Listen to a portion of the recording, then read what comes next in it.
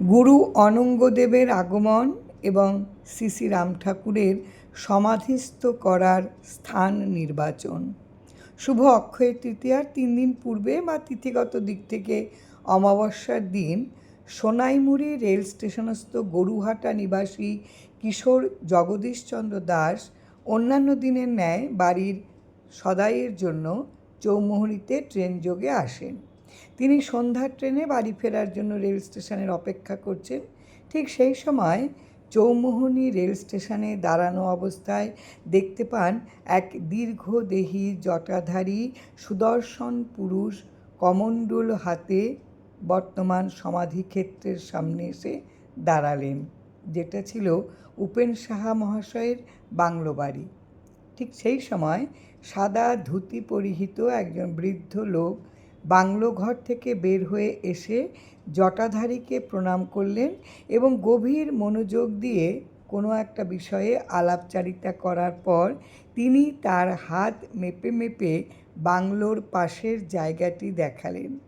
কিশোর জগদীশ দাস সেখানে দাঁড়িয়ে পুরো বিষয়টি অবলোকন করেই বাড়ি ফেরেন এবং বাড়িতে ফিরে তার মাকে ঘটনাটি বলার পর মা তাকে বিষয়টি গোপন রাখার জন্য নির্দেশনা দেন। সেদিন জগদীশ দাস কিশোর হওয়ার কারণে যাদের দেখেছেন তা অনুভব করতে পারেননি এবং তাদের জানার তাৎক্ষণিক চেষ্টাও করেননি। 3 দিন পর শুভ অক্ষয় তৃতীয়ার দিন তাদের পাশের বাড়ির বন্ধু বিনোদ বিহারী চক্রবর্তী বলাই নামে বিকেলে এসে জানায় চৌমুহনীতে রামসাধু দেহ রক্ষা করেছেন এবং তিনি দেখতে যাবেন।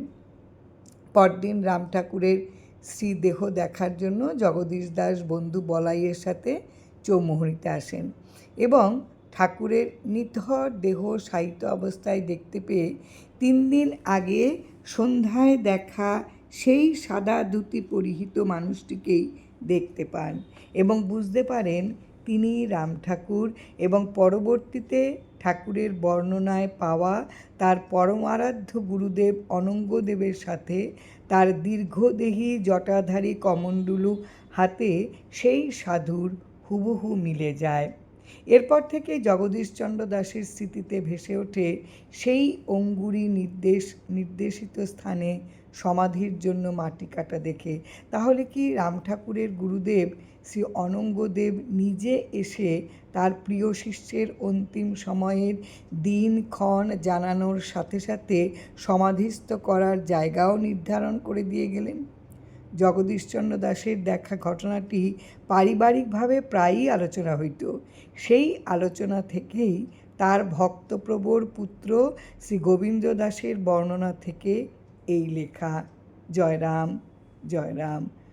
বিশেষ দ্রষ্টব্য, ঠাকুরের প্রিয় পার্ষদ শ্রী সদানন্দ চক্রবর্তী মহাশয়ের প্রশ্নের উত্তরে একদিন ঠাকুর বলেন তার গুরুদেব শ্রী অনঙ্গদেবের দর্শন পাওয়া জন্ম জন্মের স্বীকৃতি, যাহা অতীব দুর্লভ। জয়রাম জয়রাম।